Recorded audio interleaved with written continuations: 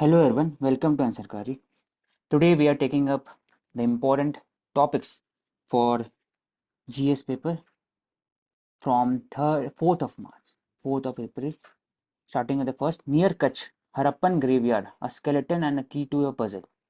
So, excavation was done at Padta Bet of Gujarat. वहाँ पर क्या मिला? The presence of skeleton along with pottery artifact, animal bones were found. Further, mass burial बहुत important है. 500 mass burial was found in the outskirts of खतिया village. तो burial क्या denote करता है? एक सिविलाइजेशन, एक सेटलमेंट, उसके बाद फिर उनका जो एक हेरिटेज कल्चर और उनका जो ट्रेडिशन है लॉन्ग टर्म, वो बरियल डिनोट करता है. Belief in the after life. तो 500 ग्रेव्स एक साथ. तो आर्कियोलॉजी से क्वेश्चन था कि क्या डिनोट करता है लॉन्ग टर्म में. तो उन्होंने दो चीज हाईलाइट किया. पहली बात है कि बरियल सिर्फ यहीं पर है, जूना खटिया में, लेकिन जहां पर पड़ता बेट है, दो साइड का बात हो रहा है यहाँ पर, जूना खटिया पड़ता बेट. अभी जो पड़ता बेट है वहां पर 500 बरियल नहीं मिले. तो क्या दिखाते हैं? Over the years, earlier Harappan से लेटर हड़प्पन में there was some change in the burial practice over time. उसके बाद पहला ये पॉइंट हो गया. सेकेंड, जो different types of artifact, animal bones of cattle, sheep, goats, shells have been found. This showcases that people were using the large number of animal for domestication purposes और sea fish, shell fish उनकी ocean coastal region है, shell fish exploration. और कुछ कुछ जगह पे agate, chert, अब बाकी जगह प्रेसियस स्टोन नहीं मिले. This showcases trade with the distant part of the country. Two thing, agate, carnelian, splinterwood, copper, lithic stone, these items also have been found.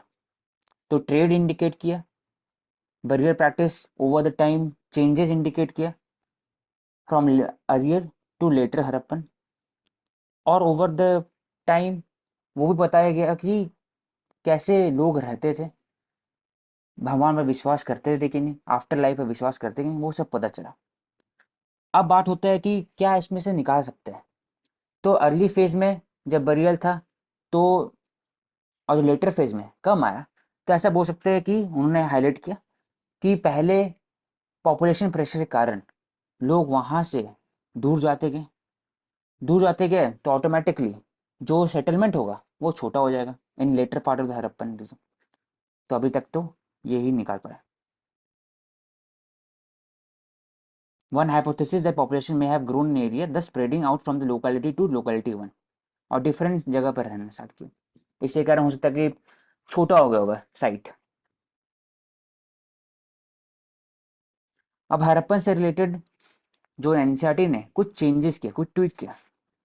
पहला कि Harappan is indigenous no are in clarity. It is derived from the fact, fact नहीं hypothesis अभी तक में, कि why Harappan civilisation vanished, degraded, question mark. तो कुछ कुछ हाइपोथेसिस है, 5 to 6 हाइपोथेसिस है. पहला है कि shifting of the river bed उसके कारण हुआ, तो सेटलमेंट जो थे वो सब मर्ज्ड हो गए. पहला hypothesis. Second hypothesis climate change के कारण. थर्ड है कि when the people were extracting more and more resources, और नेचुरल इन्वायरमेंट में वो they were extracting woods from the plant trees, तो they were over exploiting the nature. That is why long term में food security impact हुआ और वो migrate करे. तीसरा. चौथा आर्यन इन्वेजन थ्योरी है कि आर्यन लोग बाहर से आए फ्रॉम द सेंट्रल ईरानियन और स्टीपीज से, अब वो अटैक किए. तो आर्यन इन्वेजन थ्योरी प्रूफ हुआ नहीं है. कहीं पर भी होर्ड्स ऑफ वेपन्स नहीं मिला है, ना ही कि मास ग्रेव मिला है. जब भी मास ग्रेव मिला है तो वेपन्स साथ में नहीं, वेपन्स बहुत कम मिला है, वैसा टाइप वेपन्स नहीं मिला है. तो स्कल में कभी होता है ना, कोई डिग्रेडेड स्कल नहीं मिला है. तो ये दिखाता है कि वो it is not collaborative with evidence. फिर आया आर्यन माइग्रेशन थ्योरी कि एक साथ आर्यन नहीं है, वो बारी बारी से आए. शुरू में थोड़े आर्यन आए, वो इंडिया में सेटल किए, उसके बाद फिर बाकी फिर आए, तो ऐसे करके फोर्थ हो गया। फिफ्थ था इम्पोर्टेंट की जो कोस्टल लाइन रीजन है उनका वाटर टेबल बढ़ा, उसके कारण डीसिल्टिंग ऑफ द सैंड हुआ, और फिर पूरा लोथल धोलावीरा बाकी जो कोस्टल एरियाज में जो डॉकयार्ड उनका एक तरह से सिल्टिंग हो गया, ट्रेड कम हो गया, ट्रेड कम हो गया तो फिर वापस से लोग माइग्रेट कर गए। माइग्रेट कहाँ किए? इन द सदर्न डायरेक्शन और इन the eastern direction. Southern direction में दामियाबाद और इनाम गांव, जो हम लोग बोलते हैं later part of the Maharashtra में, later part of the Harappan phase. और ईस्टर्न डायरेक्शन में आलमगीरपुर और उस तरफ में, तभी वहीं से स्टार्ट होता है पीजीडब्ल्यू और एनपीडब्ल्यू। पीजीडब्ल्यू में पेंटेड ग्रे वेयर फेज। तो ये कुछ कंडीशन है, कुछ हाइपोथेसिस है with respect to the Harappan civilisation. तो एनसीईआरटी ने बोला कि जो हरप्पन सिविलाइजेशन में कंटिन्यूटी है, दिस शोकेसेस कि जो हरप्पन पीपल रहे थे उनका अचानक से 1000 साल के बीच में गैप है, कुछ आर्टिफैक्ट मिला नहीं है। ऋग्वेदिक उसके बाद से बताते हैं, उसके पहले का नहीं पता चलता है। तो एनसीईआरटी चेंज किए, बोले कि जो इंडियन में जो civilisation it is continuity phase from the Harappan civilisation. कैसे? जो इनाम गांव में और जो दामियाबाद में मिला है, इट बाद में भी वहाँ पर भी जो ब्रॉन्ज स्टैचू मिला है या फिर उनका जो स्ट्रक्चर है, बरियल स्ट्रक्चर हो गया, use of the pottery spindle, वो सब चीज it showcase some resemblance to the later Harappan phase. तो वो एक तरह से कनेक्शन है। उनका जो काउरी सेल है बाकी सब चीज भी वो चिरान में मिला है, बाकी जगह मिला है, मतलब इन द साउदर्न डायरेक्शन में भी, in the eastern field east सिंभू में मिला है। तो दिस शोकेसेस ट्रेड। तो जो कंटिन्यूटी है वो है अभी तक में, क्योंकि स्वास्थ्य का वहां पर भी फॉलो करते थे, सील में था, आज भी स्वास्थ्य का पूछते हैं। वहां पर पशुपतिनाथ सील है, आज भी हम लोग योगी पोस्चर को प्रोसेस करते हैं। वहां पर भी चूड़ी बैंगल सब यूज करते थे, आज भी वही करते हैं। तो कंटिन्यूटी, दिस ओकेस कंटिन्यूटी। तो एनसीईआरटी ने बोला कि कंटिन्यूटी है हड़प्पन का आज भी, क्योंकि जो डीएनए है हड़प्पन के वो majority part of the south Asian population के अंदर में और डेसेंट है। और जो लास्ट के इमिग्रेशन है वो हो सकता है, लेकिन और रिसर्च चाहिए, more research should be there between the Harappan and Vedic people also. अब सो यहाँ पे हम्म, ठीक है, तुम कंप्लीट कर लो एंड मैं वो जो सैड अप। अब लास्ट में कि सिर्फ और सिर्फ एनसीईआरटी इसमें चेंजेस नहीं किया, एनसीईआरटी कुछ कुछ जगह आज चेंजेस कर रहे हैं। फॉर एग्जांपल कीवर्ड चेंजेस कर रहे हैं। बिरसा मुंडा से रिलेटेड जो बुक में था कि मिशनरी और हिंदू लैंडलॉर्ड, उसको हटा करके diverse social background of the landlord. ऐसा क्यों किया जाता है? ऐसा क्यों किया? क्योंकि स्टिग्मा जनरेट किया जाता है, जनरेट होता है। अगर आप स्पेसिफिक कम्युनिटी को टारगेट करते हैं, स्पेसिफिक रीजन का लिखते हैं, तो उसको मोर इंक्लूसिव वर्ड, मोर ऑब्जेक्टिविटी के साथ लिखने के लिए, तो NCERT is tweaking some some form of languages. बोलो मुझे। ओके, इफ वी सी की और प्रोमिनेंट साइट्स जो गुजरात में मिलती है तो उनका नॉर्थ साउथ अरेंजमेंट देखे तो सबसे नॉर्थ में धोलावीरा है। फिर धोलावीरा फेमस क्यों है? वी नो अबाउट कि तीन पार्ट्स में उसको डिवाइड किया गया था और वाटर कंजर्वेशन के लिए it is known. Then further south we see Surkotada, तो Surkotada is famous for the horse burial, hmm, which is important. Next we have Rangpur in the further south. नहीं, उससे पहले लोथल है फिर रंगपुर है। तो धोलेवीरा, सुरकतड़ा, लोथल एंड रंगपुर, नॉर्थ से साउथ। देसलपुर भी, जो यूपीएससी ने पूछा था, देसलपुर, हम्म। लोटेश्वर देसलपुर, और बोलो। ठीक है। सुरकतोड़ा के बाद फिर देसलपुर है, उसके बाद मतलब ऑलमोस्ट दोनों सेम ही लैटिट्यूड पे है, सुरकतोड़ा और देसलपुर।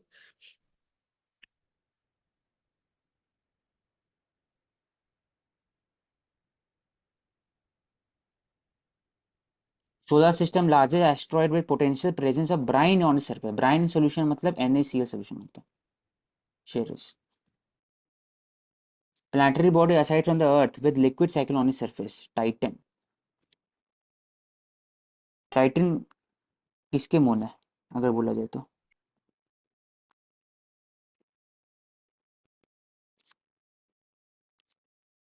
सैटर्न का मून है। सैटर्न है, Jupiter, Titan, Saturn. Neptunian moon with retrograde rotation. Retrograde मतलब रेट्रो, उल्टे डायरेक्शन में सर, मतलब जो प्लैनेट हमारा मूविंग बैकवर्ड, ऑपोजिट डायरेक्शन में जो मून है वो ऑपोजिट डायरेक्शन में। Name of the weather phenomena where band of cool water spreads from east to west across the equator Pacific Ocean. East to west, cool water.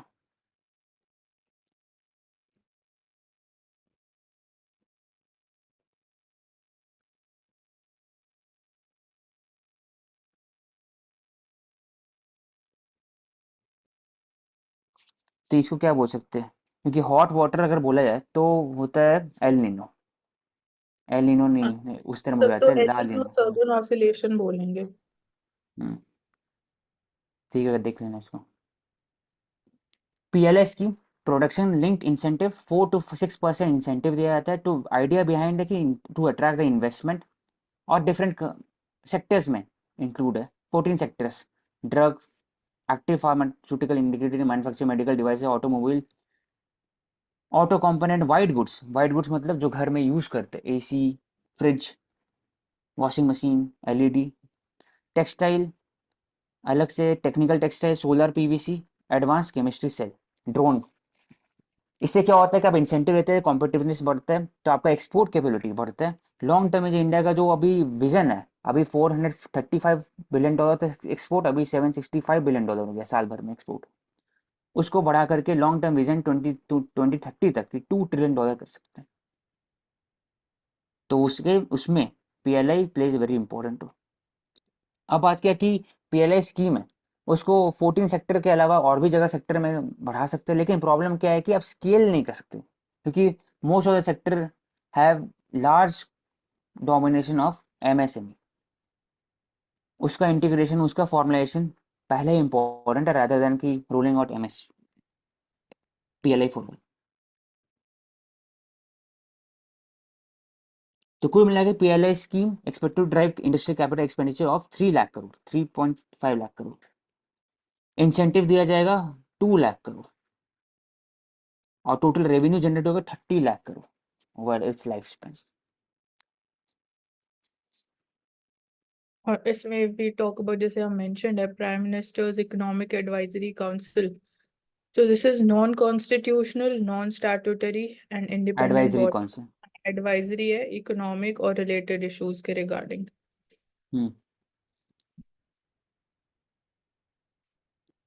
Y Vistara pilot unhappy before Air India merger. तो Air India का subsidiary है विस्तारा, और Tata recently 1 साल पहले उन्होंने air India को वापस खरीदा था, तो विस्तारा और एयर इंडिया को मर्ज कर दिया गया। तो जब मर्ज होता है कोई कंपनी का, तो क्या चैलेंजेस आता है, फायदा होता है कुछ कुछ जगह पर, लेकिन चैलेंजेस क्या है कि दोनों का अलग वर्क प्रोफाइल डिफरेंट है, उनका अपना इंसेंटिव स्ट्रक्चर है, बोनस स्ट्रक्चर है, करियर प्रोग्रेशन डिफरेंट होता है। तो वो जब मर्ज होते हैं दिक्कत होता है। फायदा क्या है कि मर्ज होने से उनका जो कैपिटल इन्वेस्टमेंट है वो और अच्छे तरीके से हो सकता है, effective utilisation of the resources हो सकता है, और लॉन्ग टर्म में उनको इकोनॉमीज ऑफ स्केल बढ़ाने में आसानी होता है। दैट इज वाई सिर्फ और सिर्फ एयर इंडिया का बात नहीं हो रहा है, जब बैंक मर्जर करते हैं उसमें भी यही एप्लीकेबल है। Ring of fire, it is a most prone earthquake prone region. Ring of fire, Japan, यहाँ पर हर बार अर्थक्वेक होता है, अभी फिर से हुआ ताइवान है जापान में। Taiwan lies on the Pacific Ring of Fire, where 90% of world's earthquake takes place. Ring of Fire, string of hundreds of volcanoes that runs around the fringes of the Pacific Ocean. That is why Pacific Ocean is expanding and Atlantic Ocean is contracting. Many tectonic plates, Eurasian ऊपर में, north American इस तरफ, जुआन D फूका, Cocos, ये Cocos हो गया, ये साउथ अफ्रीकन प्लेट, कैरेबियन इस तरफ, नाग्जा प्लेट, इंडियन ये वाले प्लेट, और ऑस्ट्रेलियन प्लेट, तो फिलीपींस यहाँ पर। Taiwan is sorry, Taiwan is located on Eurasian plate and Philippine sea plate. तो these are compressive tectonic plates, मतलब converging है। Convergence rate is about 7 centimeter per year. Eurasian and Philippine Sea Plate. वो convergence है, तभी जा करके Pacific is increasing, expand कर रहा है प्लेट टेक्टोनिक बात की तो। Volcanoes in the Ring of Fire also due to the movement of tectonic plates, or volcanoes have been formed through the process of subduction of the one plate. When two plates collide with each other, heavier plate नीचे चले जाते हैं और lighter plate ऊपर, creating a deep. अब जब plate नीचे आते हैं तो हॉट मेंटल ऊपर आते हैं, इट गेट्स हीट अप और process it produce magma then rises up through the overlying plate and spurts of the surface, इसलिए वोल्केनो फॉर्मेशन होता है, इसलिए रिंग ऑफ फायर पूरे रीजन में। और subduction, collision of the two plate, it creates earthquake.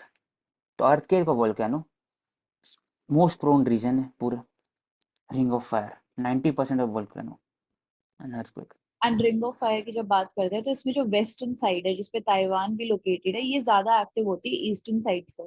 इसका reason ये होता है क्योंकि वेस्टर्न साइड पे जो यंग प्लेट्स हैं वो ज्यादा हैं एंड छोटी छोटी प्लेट ज्यादा है, बट जो ईस्टर्न साइड है उस पे बड़ी एंड मेजर प्लेट ज्यादा है एंड वो ओल्डर है, तो वेस्टर्न साइड ज्यादा active Yes.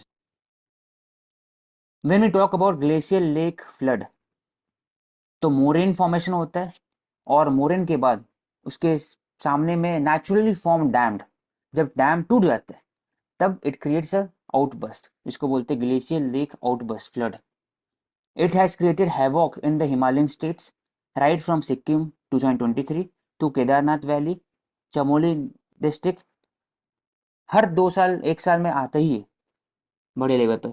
तो हम लोग जब बात किए थे कि it should be included into the disaster management और स्टेट डिजास्टर मैनेजमेंट प्लान, कैसे डील किया जाए, तो वो और risk assessment exercise is one of the criteria for minimizing the possibility of GLOF। Time ज़्यादा लगता है, अब टाइम पता चलता है फिर।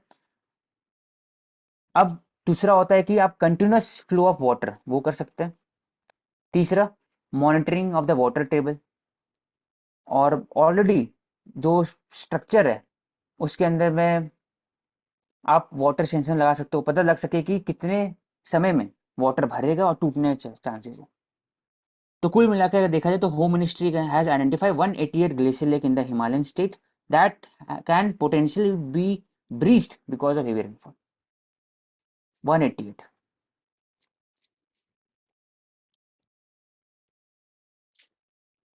So we have discussed this one. Water glacier lake outburst. Glacier withdraws, leaves behind depression. It gets filled with the melt water, forming a lake. और water जब अनस्टेबल हो जाता है, it is mostly dammed by the unstable ice and sediment composed of loose rock. जब वो टूट जाता है, the huge amount of water rushes down to the side of mountain causes flooding.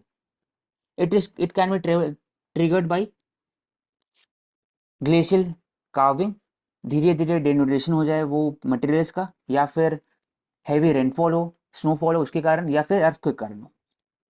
Glacial water unleash large volume of water in a very small short time. That is why it creates a havoc for life and property in that region. Road bridge सब टूट जाता है। तो 2 million people in India and 2 million in Pakistan, तो overall 3 million people in India is living under the risk of GLOF। तो ऐसा पहले भी हुआ है, discuss we have discuss 3 type, Kedarnath, Chamoli district, Sikkim. तो overall important thing to know, 188 glacier lake India में जो that have the potential to be breached. कैसे डील कर सकते हैं लोकल लेवल पर, तो water sensor mapping of the region, ISRO जैसे यूज करते हैं लैंडस्लाइड के लिए एटलस, लैंड एटलस, वैसे ही ग्लेशियर लेक एटलस होना चाहिए। और लोकल लेवल में जो विलेजेस है ट्राइबल, उनको पता होता है, टेरेन पता होता है, उसके थ्रू स्टेट SDA में उनको रोप इन कर सकते हैं फॉर द फर्स्ट रिस्पॉन्डर और information dissemination to the tourism, tourist and also the local people. तो ग्लेशियर्स हर एक ग्लेशियर को मार्क कर सकते हैं, कौन रिस्क ज़्यादा है कौन कम है, अलग अलग कलर से, ये भी कंडीशन हो सकता है। जैसे हम लोग अर्थक्वेक में करते हैं, सिस्मिक जोन के लिए करते हैं। ग्लेशियर से रिलेटेड डिपोजिशनल फीचर्स जो है, एक तो U shaped valleys, hanging valleys, cirque, horns और एरेट्स, और एक और है वार्व्स। तो ये डिपोजिशनल फीचर्स है, ग्लेशियर लेक्स में भी मिलते हैं। और इरोजनल जो है, that includes moraines, stratified drift, outwash plains और ड्रमलिन्स। तो मतलब majorly moraines and drumlins erosional है। Next part to Viksit Bharat मतलब से जीडीपी बढ़ाना नहीं, ओवरऑल पर कैपिटा बढ़ाना। और मैं इसमें ऐड करूंगा पर कैपिटा से भी सिर्फ नहीं होगा, ओवरऑल लाइफस्टाइल कैसे है और क्वालिटी ऑफ लाइफस्टाइल क्या है, स्किल कैसे है लॉन्ग टर्म में, हेल्थ इंश्योरेंस है कि नहीं, फिर ओवरऑल जो MPI multi dimensional poverty index वो कम इंडिया का होना चाहिए, सस्टेनेबल ग्रोथ अचीव करना चाहिए लॉन्ग टर्म में, फिर जो NDC टारगेट है वो भी अचीव करना चाहिए, ह्यूमन डेवलपमेंट इंडेक्स में मैल न्यूट्रिशन कम, अंडर न्यूट्रिशन कम, लाइफ एक्सपेक्टेंसी ज़्यादा और स्कूलिंग ज़्यादा, तब जाकर के इंडिया विल बिकम विकसित भारत। चाइनीज स्टोरी भी short term story, India is a very unique model, it is different from China. China top down mechanism, India both top down and bottom, that is why India को समय लगेगा, लेकिन overall the growth will be more inclusive, more more better for the whole world as well as compared to China. तो 2022 में China second में, India fifth में भी, और इंडिया का अब करेंटली $3.8 ट्रिलियन इकोनॉमी, 3.8। और एक और एस्पेक्ट जो पर कैपिटा इनकम के पर्सपेक्टिव से इम्पोर्टेंट है, इक्वालिटी ऑफ ग्रोथ की बात जो करते हैं, या equal distribution of wealth and resources. तो अगर हम पर कैपिटा इनकम को इंक्रीज करने के ऊपर फोकस करेंगे तो उसको भी इंश्योर कर पाएंगे साथ में, which would be more sustainable growth compare to अगर एग्रीगेट जीडीपी इंक्रीज हो रही है तो वो इट कैन बी बिकॉज की इनकम इनइक्वालिटी भी इंक्रीज हो सकती है इन दी बैकग्राउंड। तो that is also important.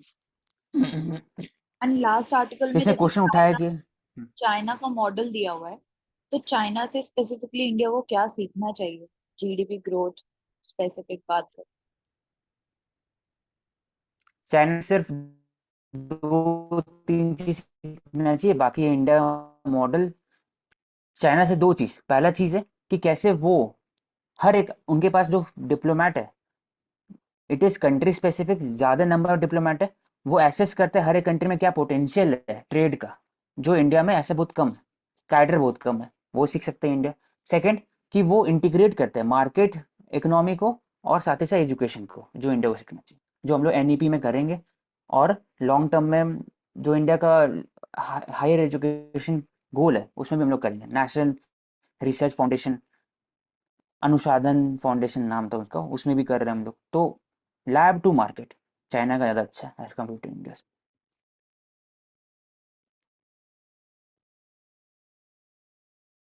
Solving India's water crisis calls for well integrated action plan.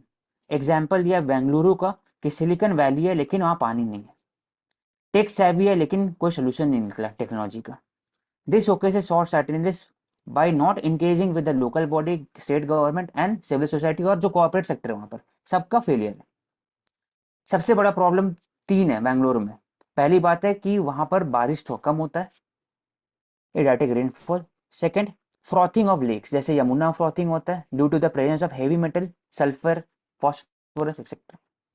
तीसरा कि ग्राउंड वाटर रिचार्ज का कैपेसिटी कम होते जा रहा है, क्योंकि more and more lakes have been reclaimed by the construction और रियल एस्टेट माफिया।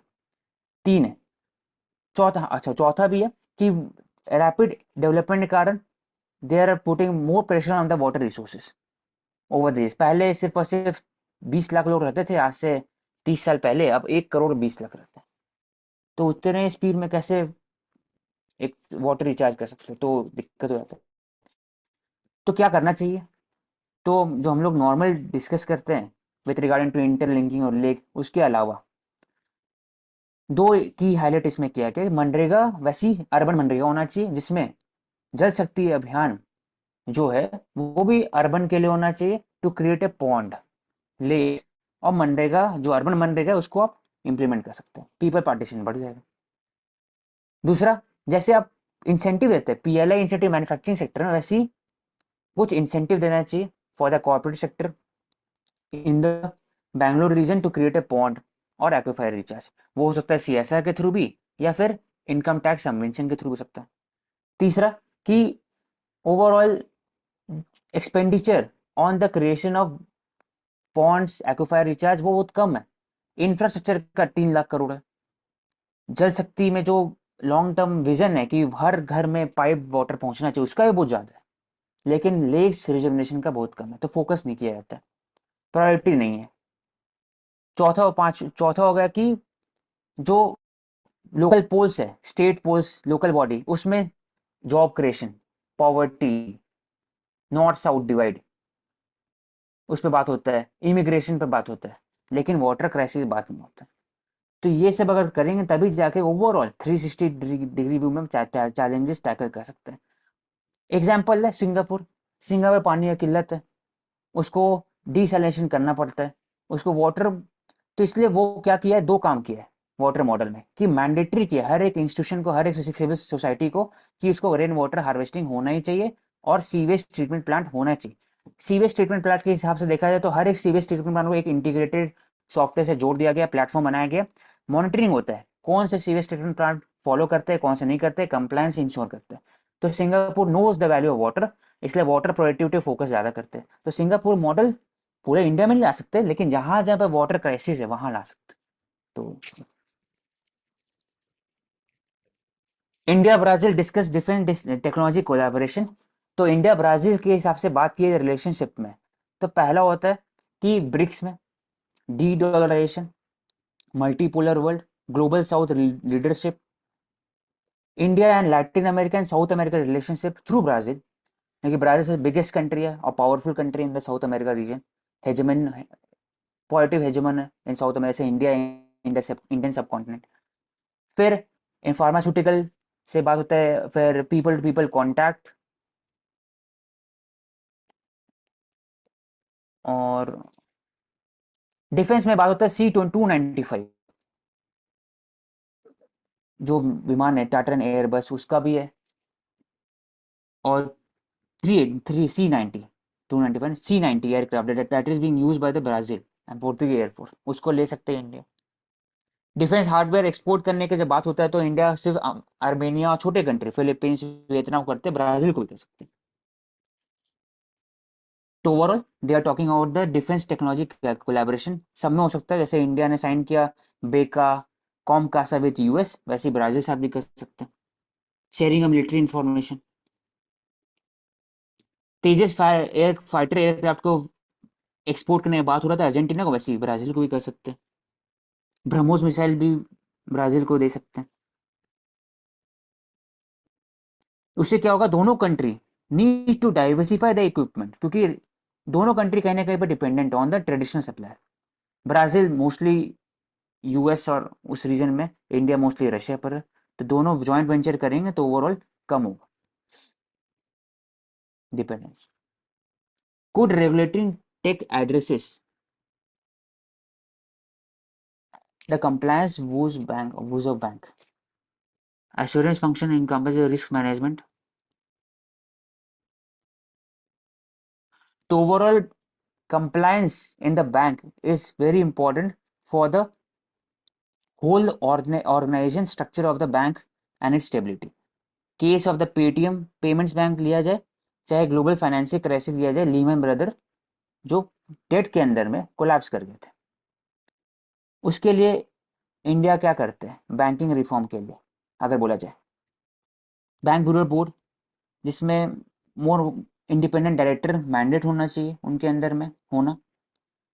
फिर प्रॉम्प्ट करेक्टिव एक्शन इन्फोर्स करते हैं ताकि बैंकिंग सेक्टर है उनके अंदर NPA कम हो। Risk management, audit, inspection by the third party, merger of the bank so that the resource can be utilized effectively। know your customer, anti money laundering activity उसको promote करते हैं। Use of artificial intelligence, e bank सेवा, end to end digitise compliance, ये सब करता है। तो overall technology solution है, एडमिनिस्ट्रेटिव सोल्यूशन है, लेजिस्लेटिव सोल्यूशन, तब जाके ओवरऑल बैंकिंग रिफॉर्म को हम लोग बढ़ा सकते हैं। इसका एक पॉजिटिव और एग्जांपल औषध अगर हम देखें तो रिसेंटली जैसे हमने देखा था आरबीआई ने जो रिस्क वेटेड एसेट्स रेशियो था उसको 125% तक इंक्रीज किया था।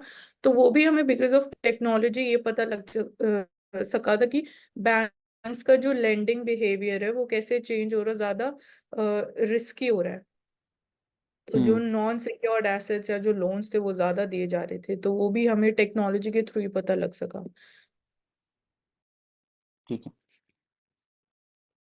तो currently India follows Basel 3 norms और नॉट, अगर बोला जाए तो ट्रू होना चाहिए बेसल 3 नॉर्म्स। हाँ true. 89% of Indian population already eligible for reservation. Backward class commission के अंदर बोला कि रिजर्वेशन देना चाहिए फॉर द बैकवर्ड क्लासेस। उसके बाद 1993 में reservation for the backward class 27%। और इंदिरा स्वामी जजमेंट भी आया था 1992 में, जैसे मतलब पहले है 1991 में। 2 में इंदिरा स्वामी जजमेंट जैसे बोला गया कि एडुकेट रिप्रेजेंटेशन होना चाहिए इन द हायर ब्यूरोक्रेसी और in the structure, political structure. Efficiency होना चाहिए एडमिनिस्ट्रेशन का, और 50% सीलिंग वो ब्रीच नहीं होना चाहिए। लेकिन तमिलनाडु ने ब्रीच किया, 69% हमारा reservation. It can be done only on the rare circumstances और एक्सेप्शनल केसेस। तो तमिलनाडु में मोस्टली जो पॉपुलेशन 10% से कम, वो जनरल कैटेगरी, बाकी सब ओबीसी और SC ST में आते हैं। दैट इज वाई वहाँ पर 89% of population it is already eligible for 69% reservation.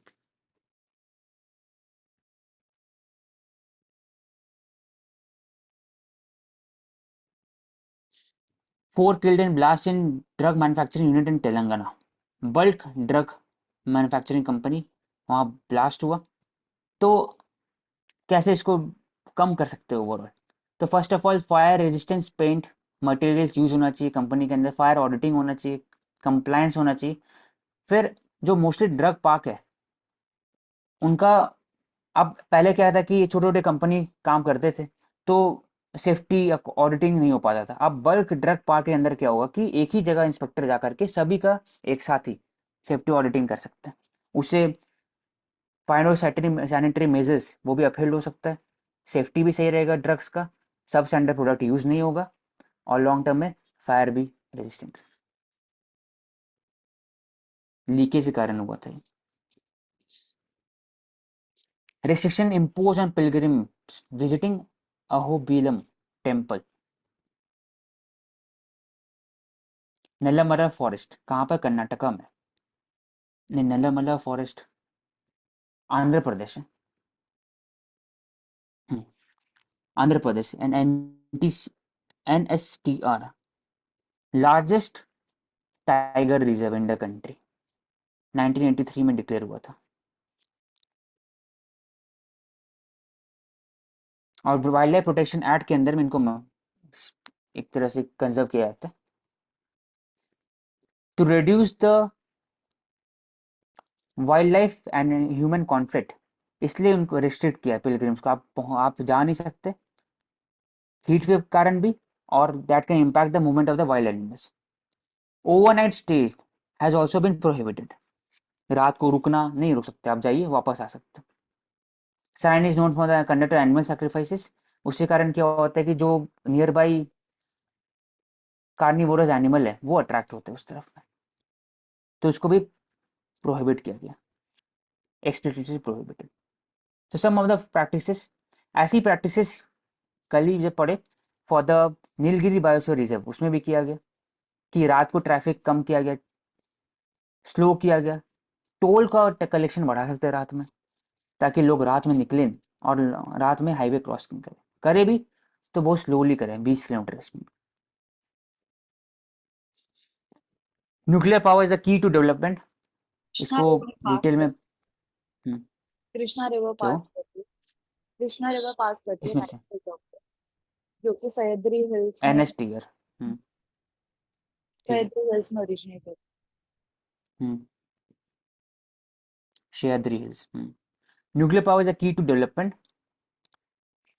Already discuss, इसलिए मैं जस्ट इसको ही हाईलाइट करूंगा कि ओवरऑल और भी एरियाज है रिन्यूएबल सोर्स एनर्जी, उसमें ज़्यादा से ज़्यादा रिसाइकलिंग चाहिए, न्यूक्लियर में ऐसा चाहिए नहीं। लॉन्ग टर्म सोल्यूशन है, 30-40 ईयर्स तक आपको देते रहेगा। इनिशियल कैपिटल इन्वेस्टमेंट ज़्यादा है as compare to running and maintenance cost. Maintenance cost बाकी समय ज़्यादा है, सोलर विंड बाकी समय ज़्यादा है। टैरिफ न्यूक्लियर पावर में कम है एज कम्पेयर टू बाकी सब। फिर न्यूक्लियर पावर 6.87% है, से 6.7 गीगावाट है, 22.4 लॉन्ग टर्म में किया जाएगा। 3% सिर्फ और सिर्फ इंडिया में, लॉन्ग टर्म में 10% ऊपर किया जाएगा। और टारगेट जो 500 गीगावाट का है बाय 2030, उसमें रुकने का रूल रहेगा। तो लॉन्ग टर्म में इंडिया का first stage, second stage, third stage reactor use किया जाए, थोरियम यूज होगा। जब monazite sand it is found in the Andhra Pradesh, Kerala, हर जगह, most of the region, not all, most of the region. तो कुल मिला के अभी जो है वो coal is the backbone of the Indian energy system. Country का टारगेट है लॉन्ग टर्म में फेज डाउन कर रहे हैं, फेज आउट नहीं कर रहे हैं। और India will need at least 200 lakh crore, 200 lakh crore मतलब approximately $3 trillion.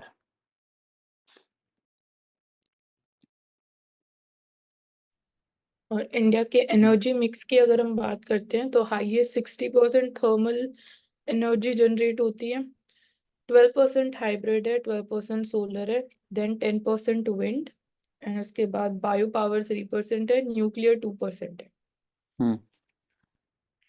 Next, India reject reports on abusive condition at the shrimp hatcheries. US favorite seafood have strongly refuted allegation of human rights and environmental abuses raised by Chicago-based.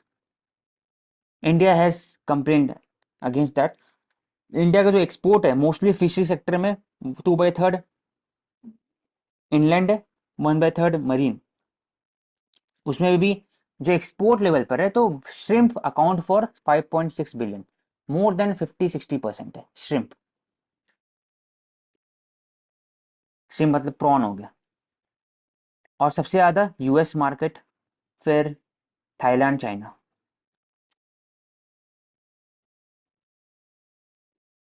अब कौन सा institution है वो deal करते हैं for the export? Marine, मपेडा, ऐसा APEDA agriculture produce export के लिए, मपेडा श्रिम्प के लिए और फिशरीज के लिए। Andhra Pradesh account for 70% of India shrimp output, इसलिए आंध्र प्रदेश में और women account for 70% of the total job in the fishery sector, hatcheries and aquaculture farm, 70%। तो एक कीवर्ड की डेटा लिखा हुआ उसको लिख लेंगे।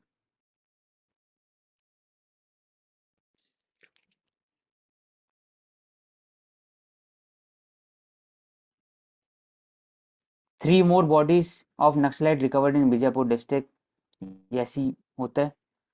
तो इंडिया का स्टैंड क्या रहा है ओवरऑल कि दो अप्रोच है, डेवलपमेंटल और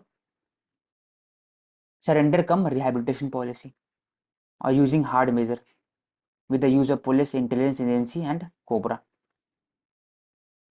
ओवर द ईयर्स 2000 से लेकर के 10% आ चुका है, हर 100 के नीचे हो गए केसेस साल भर में।